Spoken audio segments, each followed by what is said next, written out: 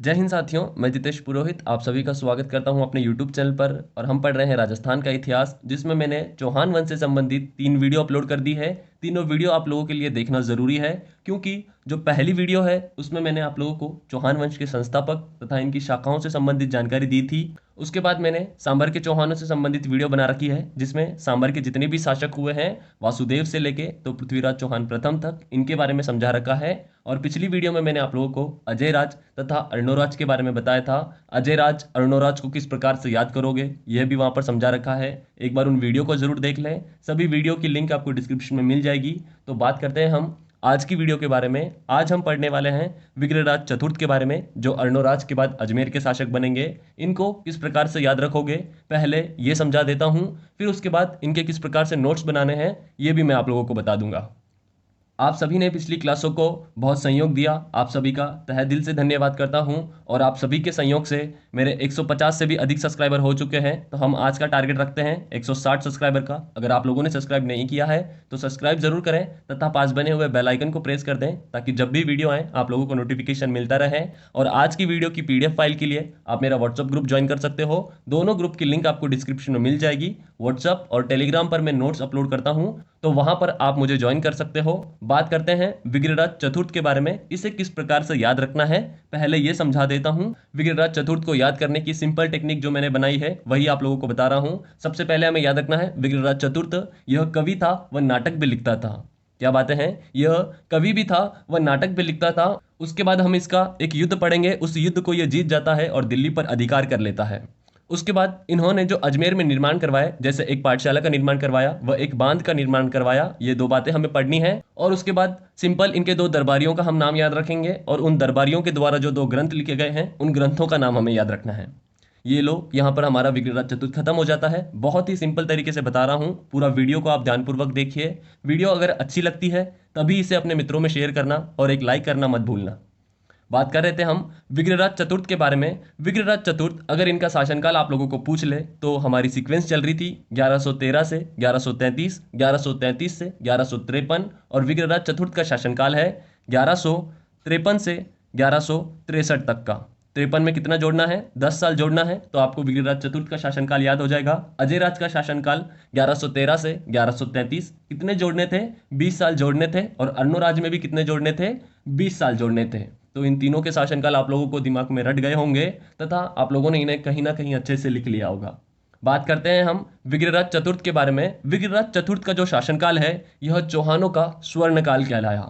सबसे पहले यही बात आप लोगों को याद रखनी है। अगर प्रश्न पूछा जाए चौहानों का स्वर्णकाल कौन से शासक के समय का है, तो बता देना विग्रहराज चतुर्थ के समय का, 1153 से 1163 तक। दोस्तों, शासनकाल आप लोगों को रटने की जरूरत नहीं है, क्योंकि ये सभी राजाओं के नहीं पूछे जाते हैं। कुछ जो इंपॉर्टेंट राजा हैं जैसे पृथ्वीराज चौहान तृतीय, फिर अगर हम मेवाड़ की बात करें तो आपको राणा सांगा, राणा कुंभा, उसके बाद महाराणा प्रताप का शासनकाल याद रखना जरूरी है। और यही अगर हम आमेर में बात करें तो आपको मानसिंह प्रथम तथा सवाई जयसिंह द्वितीय, और उसके बाद आपको सवाई प्रताप सिंह, इन राजाओं के शासनकाल याद रखना है। सभी राजाओं के शासनकाल अगर आप रटने लग गए तो आप बहुत ही ज्यादा कंफ्यूज हो जाओगे और आपको एक का भी शासनकाल याद नहीं होगा। इसीलिए इन्हें इतना मत रटना, जो चीजें बता रहा हूं इन मटेरियल को रटने की कोशिश करो। सबसे पहले चौहानों का स्वर्णकाल कौन से शासक के समय का था, तो चौहानों का स्वर्णकाल यह विग्रहराज चतुर्थ के काल का है। तो ये फर्स्ट पॉइंट आप लोगों को याद रखना है। उसके बाद मैंने कहा यह कवि था और लिखा करता था, सब दोस्त बेवफा हो गए हम अपने फोन से खफा हो गए। सब दोस्त बेवफा हो गए हम अपने फोन से खफा हो गए, एक मैसेज तो कर दे जालिम, वरना ये दुनिया वाले समझेंगे हम जुदा हो गए। तो कुछ इस प्रकार की ये कविताएं लिखा करता था। इसी कारण इन्हें एक उपाधि दी गई। उपाधि का नाम आप लोगों को याद रखना है, कई बार एग्जाम में पूछी जा चुकी है तथा 2018 में पुलिस में भी पूछी जा चुकी है।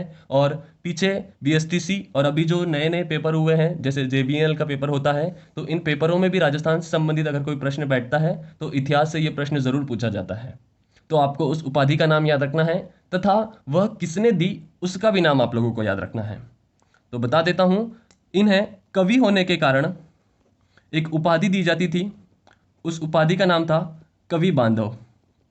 क्या नाम था, कवि बांधव। इन्हें कवि होने के कारण दी जाती थी। कवि बांधव के साथ साथ कटी बांधव भी आप याद रख सकते हो।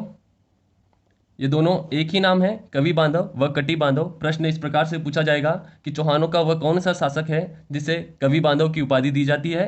तो आपको आंसर अपना टिक करके आना है विग्रहराज चतुर्थ। अगर पूछ ले कि यह उपाधि इनको किसने दी थी तो बता देना जयानक नामक विद्वान ने। कौन सा विद्वान? जयानक नामक विद्वान। और यह जयानक किसका दरबारी था? तो हम आगे पढ़ने वाले हैं। पृथ्वीराज चौहान तृतीय उनका यह दरबारी था। और यह मूलतः कहाँ का था? तो बताना है यह मूलतः कश्मीर का था। कहाँ का था? कश्मीर का यह मूलतः था। पृथ्वीराज चौहान तृतीय का दरबारी था। यह उपाधि देता है विग्रहराज चतुर्थ को कवि बांधव की। अभी तक का समझ में आ गया आप लोगों को मैं क्या पढ़ा रहा हूँ? एक बार फिर से रिपीट मारता हूं। हम पढ़ रहे हैं विग्रहराज चतुर्थ 1153 से 1163 तक का। उसके बारे में हमने पढ़ा इनका काल चौहानों का स्वर्ण काल कहलाया तथा यह कवि थे। कवि होने के कारण इन्हें कवि बांधव या कटी बांधव ये दो उपाधियां दी गई। यह किसने दी थी? तो जयानक नामक विद्वान ने दी थी। किसने दी थी? जयानक नामक विद्वान। जो दरबारी किसका था? पृथ्वीराज चौहान तृतीय का था। और मूलतः कहाँ का था? कश्मीर का था। कहाँ का था? कश्मीर का था। इसने भी एक ग्रंथ लिखा है, वो मैं आपको पृथ्वीराज चौहान तृतीय में बता दूंगा। अगर आपको किसी को पता है तो मुझे कमेंट करके बताओ कि जयानक नामक विद्वान ने कौन सा ग्रंथ लिखा था। उसके बाद मैंने आप लोगों को कहा कि यह नाटक भी लिखते थे। तो इन्होंने कौन सा नाटक लिखा है? आप सभी को पता होगा। इन्होंने हरि केली नामक ग्रंथ लिखा। हरि केली नामक ग्रंथ इन्होंने लिखा था। और इस ग्रंथ में क्या है, कौन सी भाषा में लिखा गया है? तो इन्होंने यह ग्रंथ संस्कृत भाषा में लिखा था। और आप लोगों को सभी को रट रखा होगा कि इस ग्रंथ में भगवान शिव व अर्जुन के मध्य का संवाद है। किनके मध्य का संवाद है? भगवान शिव व अर्जुन के मध्य का संवाद है। और संवाद आप सभी को पता होगा या नहीं पता है? जो आप रात को 10 बजे के बाद व्हाट्सएप पे करते हो उसे ही संवाद कहा जाता है। ठीक है, यहां तक की बात समझ में आ गई। इन दो लाइनों को रट लेना है। पृथ्वीराज चौहान कवि था, कवि बांधव तथा कटी बांधव। जयानक ने इसको उपाधि दी। उसके बाद नाटक लिखता था। नाटक में इसने हरिकेली ग्रंथ लिखा हुआ है। तो इसके मध्य में क्या लिखा गया था? भगवान शिव व अर्जुन का संवाद है। और यह कौन सी भाषा में लिखा गया है? संस्कृत भाषा में लिखा गया है। उसके बाद मैंने आप लोगों को कहा इसने अजमेर में कुछ निर्माण करवाए और एक युद्ध किया। युद्ध किसके साथ किया था? तो युद्ध किया था इसने दिल्ली के शासक तंवर सिंह तोमर के साथ। किसके साथ युद्ध किया? तंवर सिंह तोमर के साथ यह युद्ध करता है और उन्हें पराजित करके दिल्ली पर अधिकार कर लेता है। तो आपको याद रखना है 1157-58 की बात है। 57-58 में यह दिल्ली पर आक्रमण करता है।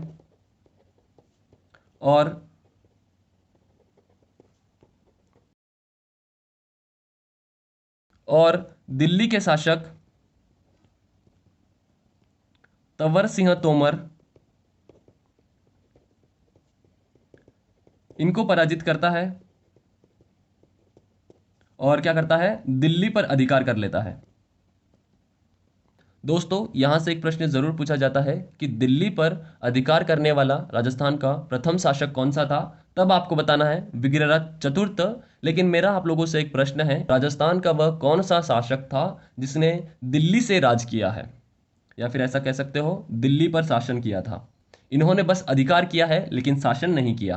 क्या होता था जब कोई राजा किसी दूसरे स्थान पर आक्रमण करता था तो वो वहां से राज नहीं करते थे, बस उन्हें पराजित करते थे और वहां पर अधिकार कर लिया करते थे।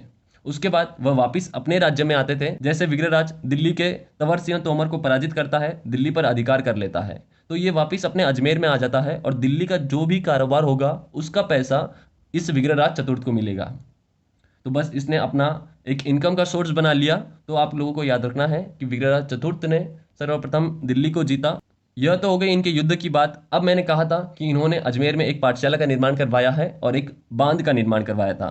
तो हम पढ़ेंगे विग्रहराज चतुर्थ ने क्या क्या निर्माण करवाया है। सबसे पहले आप लोगों को याद रखना है एक बांध का निर्माण करवाया। उस बांध का क्या नाम है? वह बांध है बिसलपुर बांध। कौन सा बांध? बिसलपुर बांध, जो टोंक जिले में बना हुआ है और राजस्थान की सबसे बड़ी पेयजल परियोजना यहाँ पर चलती है। और यह कौन सी नदी पर बना हुआ है? बहुत अच्छे से समझा रखा है मैंने आपको बिसलपुर बांध। यह कौन सी नदी पर बना हुआ है? तो यह बनास नदी पर बना हुआ है। और यहाँ पर क्या चलती है? राजस्थान की सबसे बड़ी पेयजल परियोजना। पेयजल परियोजना बहुत बार प्रश्न पूछा जा चुका है प्रश्न में कि राजस्थान की सबसे बड़ी पेयजल परियोजना कौन से बांध पर चलती है। तो आप लोगों को बताना है बिसलपुर बांध, जो टोंक जिले में है, बनास नदी पर बना हुआ है। इसी कारण इसे बिसलदेव के नाम से भी जाना जाता था। किस नाम से जाना जाता था? बिसलदेव के नाम से भी जाना जाता था। तो ये बातें आप लोगों को याद रखनी है। और बनास नदी से संबंधित मैंने ज्योग्राफी में वीडियो बना रखी है। किस प्रकार से याद करोगे बनास नदी को? बनास नदी कुछ इस प्रकार की ड्राइंग वहां पर बनाई थी। आप लोगों को याद आ रही है ड्राइंग? राजस्थान में कितने किलोमीटर तक बहती है बनास नदी? कमेंट करके बताओ। तथा उसके बाद यह राजस्थान के 6 जिलों से बहती है। इसका उद्गम स्थान भी मुझे कमेंट करके बताओ। और इसकी सहायक नदियों को आप लोगों को याद रखना था। सबसे पहले इसमें मिलती है बेड़च, फिर मिलती है मेनाल, और यहाँ से मिलती है कोठारी नदी, फिर यहाँ से खारी नदी, मानसी नदी और मोरेल नदी। कुछ इस प्रकार की ड्राइंग वहां पर बना रखी है। अगर आप लोगों ने उन वीडियो को नहीं देखा तो एक बार डिस्क्रिप्शन से राजस्थान ज्योग्राफी की सभी वीडियो देख लें। 42 वीडियो बना दी है आप लोगों के लिए। वहां पर बहुत अच्छे से टॉपिक को समझाने का प्रयास किया है। एक बार आप उन वीडियो को देखो और अपनी नोट्स के साथ उन्हें मिलाने की कोशिश करो। आपको दो बातें वहां ज़्यादा ही मिलेगी, ना कि कम मिलेगी। तो एक बार उन वीडियो को जरूर देखें। इन्होंने निर्माण किया था बिसलपुर बांध का। बिसलपुर बांध टोंक जिले में है। अभी तक मैंने क्या पढ़ाया, ये बातें आप लोगों को समझ में आ रही है? यहीं पर मैं रटाने की कोशिश कर रहा हूं। किस प्रकार से इसे रटोगे, पुनः रिपीट मारता हूं। विग्रहराज चतुर्थ 1153-1163 तक इन्होंने शासनकाल किया। 10 साल इनका शासनकाल है, याद रख लोगे। उसके बाद चौहानों का स्वर्णकाल, इनका ही शासनकाल था। उसके बाद कवि होने के कारण इन्हें उपाधियां दी जाती थी और ये लिखा करते थे, दोस्तों की कमी को पहचानते हैं हम, दुनिया के गमों को भी जानते हैं हम। दोस्तों की कमी को पहचानते हैं हम, दुनिया के गमों को भी जानते हैं हम। आप जैसे दोस्तों के सहारे ही आज भी हंसकर जीना जानते हैं हम। ये थी एक छोटी सी कविता आप लोगों के लिए। उसके बाद हमने पढ़ा था ये नाटक लिखते थे। नाटक में हरिकेली नामक आप लोगों को याद रखना है। संस्कृत भाषा आप लोगों को याद रखनी है। दिल्ली पर आक्रमण करेंगे, तंवर सिंह तोमर को पराजित करेंगे, दिल्ली पर अधिकार करेंगे। उसके बाद बिसलपुर बांध का निर्माण करवाया टोंक जिले में। और आप लोगों को याद रखनी है, इन्होंने अजमेर में एक पाठशाला का निर्माण करवाया। उस पाठशाला के बारे में भी आप लोगों को बता देता हूं। ये बन गई पाठशाला। और पाठशाला इन्होंने कौन सी करी थी? तो संस्कृत पाठशाला का इन्होंने निर्माण करवाया था। इस पाठशाला का निर्माण इन्होंने 1153 ईस्वी सन में करवाया। और आप सभी ने पढ़ रखा है, इस पाठशाला को कुतुबुद्दीन ऐबक तोड़ेगा। कब तोड़ेगा? 1194 में कुतुबुद्दीन ऐबक तोड़ेगा और यहाँ पर 2.5 दिन के झोपड़े का निर्माण करेगा। क्या करेगा? इस पाठशाला को कुतुबुद्दीन ऐबक तोड़ देता है। कौन? कुतुबुद्दीन ऐबक। इस पाठशाला को 1194 में तोड़ देगा और यहाँ पर निर्माण करेगा एक मस्जिद का, जो मस्जिद राजस्थान की पहली मस्जिद है। और इसका नाम रखा गया है 2.5 दिन का झोपड़ा। क्या नाम रखा गया है? 2.5 दिन का झोपड़ा। ये नाम आप लोगों को याद रखना है। 2.5 दिन के झोपड़े से अगर मैं आप लोगों को कुछ विशेषताएं बताऊं तो यह राजस्थान की पहली मस्जिद है। उसके साथ आप लोगों को याद रखना है कि यहाँ पर एक उर्स लगता है। उर्स मतलब क्या होता है? सबसे पहले तो ये समझो उर्स मतलब क्या होता है।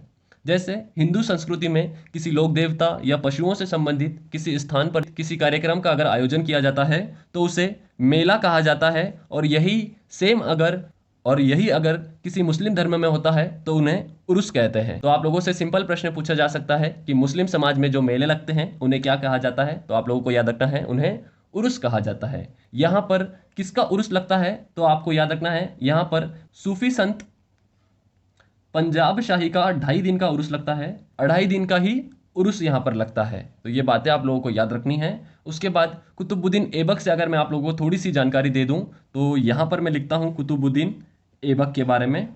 कुतुबुद्दीन ऐबक, इनका जन्म 1150 में हुआ था और इनकी मृत्यु 1210 में इनकी मृत्यु हुई थी। मृत्यु कहाँ हुई थी अगर पूछा जाए तो बता देना, लाहौर पाकिस्तान में इनकी मृत्यु हुई। लेकिन कुतुबुद्दीन ऐबक से एक जानकारी आप लोगों को याद बहुत जरूरी है। यह कुतुबुद्दीन ऐबक गुलाम वंश के संस्थापक थे। और गुलाम वंश का अगर आप लोगों को काल पूछ ले तो बता देना 1209 से 1290 तक। 1209 से 1290 तक यह गुलाम वंश का काल रहा है। इसी प्रकार आप लोगों से मैं प्रश्न पूछना चाहूंगा, मुझे कमेंट करके बताओ कि खिलजी वंश का शासनकाल कब से कब तक था? 1290 में खिलजी वंश की स्थापना होगी। कौन करेगा? जलालुद्दीन खिलजी करेगा। लेकिन खिलजी वंश का समाप्त कौन से ईस्वी सन में होता है? ये कमेंट करके मुझे जरूर बताओ। उसके बाद हमने पढ़ा कुतुबुद्दीन ऐबक 2.5 दिन के झोपड़े का निर्माण कर देगा 1194। 1194 से कुछ याद आ रहा है आप लोगों को?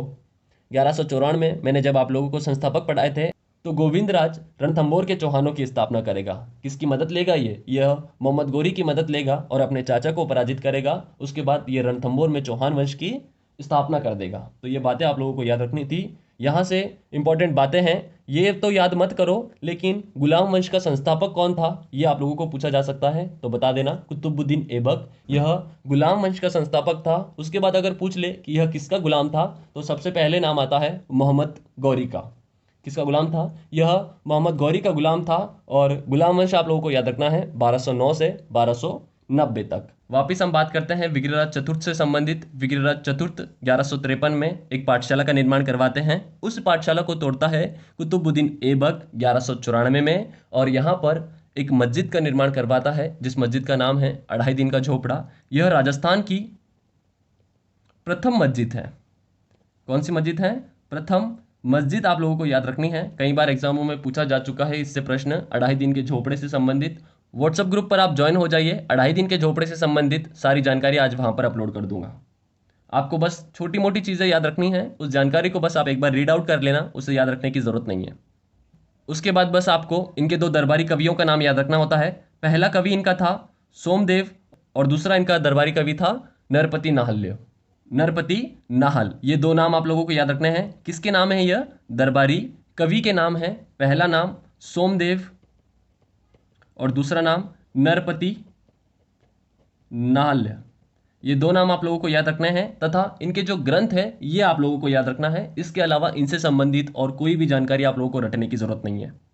सबसे पहले हम पढ़ रहे थे विग्रहराज के बारे में, और विग्रहराज का ही उपनाम मिलता है बिसल देव। तो क्या पढ़ रहे हैं हम? विग्रहराज के बारे में। इनका नाम मिलता है बिसल देव। तो बस आपको ग्रंथ याद रखने हैं। विग्रहराज के पहले लगा दो ललित, और बिसल देव के बाद लगा दो रासो। क्या लगाना है बिसल देव के बाद? बिसल देव के बाद आपको रासो लगाना है, और विग्रहराज के पहले आपको ललित लगाना है। तो यहां से आप लोगों को समझ में आ गया सोमदेव ने कौन सा ग्रंथ लिखा, ललित विग्रहराज, और नरपति नाहल्य ने कौन सा ग्रंथ लिखा, तो बिसल देव रासो। ये थी मेरी सिंपल सी टेक्निक। आप लोगों को अगर समझ में आया हो तो इसे दोस्तों में जरूर शेयर करना। उसके बाद यहां से एक और प्रश्न पूछा जा चुका है, बीएसटीसी वाले रटने की मत कोशिश करना, लेकिन पटवार वाले मेरे मित्र इसे थोड़ा ध्यान से सुने। सोमदेव ने जो ग्रंथ लिखा है ललित विग्रहराज ग्रंथ, इस ग्रंथ में तो इनकी प्रेमिका का वर्णन मिलता है। कौन सी प्रेमिका? उस प्रेमिका का नाम भी आप याद रख सकते हो। उस प्रेमिका का नाम है देसल देवी। क्या नाम है? देसल देवी का वर्णन जो सोमदेव के द्वारा ग्रंथ लिखा गया है ललित विग्रहराज, इसमें इनका वर्णन मिलता है। और नरपति नाहल्य ने जो ग्रंथ लिखा है बिसल देव रासो, इस ग्रंथ में वर्णन मिलता है इनकी पत्नी, उनका नाम है राजमती। क्या नाम है? राजमती। तो एक बार एग्जाम में प्रश्न पूछ लिया गया था कि विग्रहराज चतुर्थ की पत्नी का वर्णन कौन से ग्रंथ में मिलता है, तो आप लोगों को आंसर देना था बिसल देव रासो, इसमें इनकी पत्नी का वर्णन मिलता है। और ललित विग्रहराज, इसमें इनकी प्रेमिका देसल देवी का वर्णन मिलता है। थोड़ा सा लिखने में प्रॉब्लम हो गया, आप एडजस्ट कर लेना। तो यहां पर हमारा खत्म होता है विग्रहराज चतुर्थ। आप लोगों को समझ गया विग्रहराज चतुर्थ, या फिर एक बार वापस रिवीजन करवा दूं? तो चलो एक स्पीड से आप लोगों के लिए रिपीट करता हूं, अजय राज से लेके तो विग्रहराज चतुर्थ तक की बातें आप लोगों को बताता हूं। अजय राज हम किस प्रकार से याद करेंगे? अजय राज 1113 1133, इसने अजमेर को बसाया तथा अजमेर को ही राजधानी बनाया, गढ़बीटली दुर्ग का निर्माण करवा देता है। उसके बाद हमने पढ़ा था यह अजमेर में चांदी के सिक्के चलवाता है, चांदी के सिक्कों पर अपनी पत्नी का नाम लिखवाता है। और उसके बाद हमने इसके एक युद्ध के बारे में पढ़ा था जिसमें यह मालवा के शासक को पराजित करेगा, और एक अन्य युद्ध में यह गुजरात के शासक को पराजित करेगा। उन दोनों शासकों का नाम आप लोगों को याद रखना बहुत जरूरी है। अगर आप लोगों ने पिछली वीडियो नहीं देखी तो वीडियो को जरूर देख लें। यहाँ पर हमारा अजयराज खत्म हो जाता है। फिर हमने अर्णोराज के बारे में पढ़ा। अर्णोराज से तो बस आपको 4 बातें याद रखनी हैं, 2 इनके युद्ध, 2 इनकी पत्नियां और 4 इनके बेटे। फिर इन्होंने अन्नासागर झील का निर्माण करवाया था। अन्नासागर झील को मैंने 2 बार पढ़ा दिया है, एक बार ज्योग्राफी में अच्छे से पढ़ा दिया, फिर उसके बाद हमने कल की वीडियो में इसका रिवीजन किया था, ये भी मैंने आप लोगों को वहां पर अच्छे से पढ़ा रखा है। अर्णोराज के दोनों युद्ध आप लोगों को याद रखना है। एक युद्ध में यह पराजित होगा और दूसरे युद्ध में यह पराजित करेगा। तो शासकों के नाम आप लोगों को याद रखना बहुत जरूरी है। उसके बाद हमने बात की थी इसकी 2 पत्नियां। पहली पत्नी का नाम है कांचना देवी तथा दूसरी पत्नी का नाम है सुधवा राजकुमारी। फिर हमने इसके 4 बेटों के बारे में बात की थी। एक बेटा जो इसी की हत्या करेगा, उस बेटे का नाम था जगदेव, तथा दूसरा बेटा विग्रहराज चतुर्थ, तीसरा बेटा अप्रागांग्य और चौथा बेटा सोमेश्वर। फिर हमने इनके बेटों के भी बेटों की बात की थी, जैसे जगदेव का बेटा था पृथ्वीराज चौहान द्वितीय, और हमने सोमेश्वर के बेटों की बात की थी, एक हरिराज और दूसरा है पृथ्वीराज चौहान तृतीय, जिसको हम कल की वीडियो में पढ़ने वाले हैं पृथ्वीराज चौहान तृतीय के बारे में।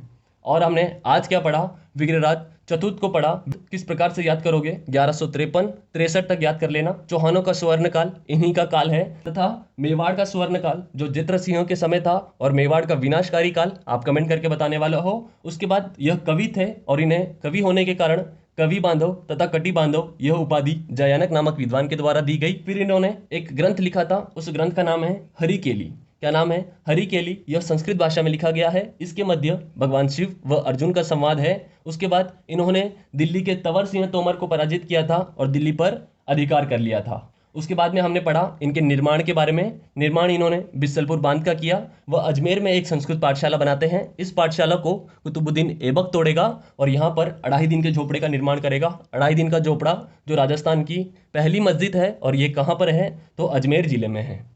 फिर हमने थोड़ा सा कुतुबुद्दीन ऐबक को पढ़ा। कुतुबुद्दीन ऐबक जन्म हुआ है 1150, 1210 में मृत्यु हो जाती है, लाहौर पाकिस्तान। उसके बाद ये बातें आप लोगों को याद नहीं रखना है, लेकिन हमने पढ़ा कुतुबुद्दीन ऐबक जो गुलाम वंश का संस्थापक है, तथा गुलाम वंश आप लोगों को याद रखना बहुत जरूरी है। 1209 से 1290 तक। खिलजी वंश आप लोग मुझे कमेंट करके बताने वाले हो। 1290 जलालुद्दीन खिलजी इनका संस्थापक है, लेकिन इनका समाप्त कहाँ पर हुआ था कमेंट करके जरूर बताओ। उसके बाद आपको याद रखना है इनके 2 दरबारियों का नाम, पहला सोमदेव तथा दूसरा नरपति नहल्य। इन्होंने एक एक ग्रंथ लिखा हुआ है, इनके बारे में आप पढ़ेंगे। टेक्निक मैंने आप लोगों को बता दी थी, विग्रहराज नाम लिखना है और बिसलदेव आप लोगों को नाम लिखना है।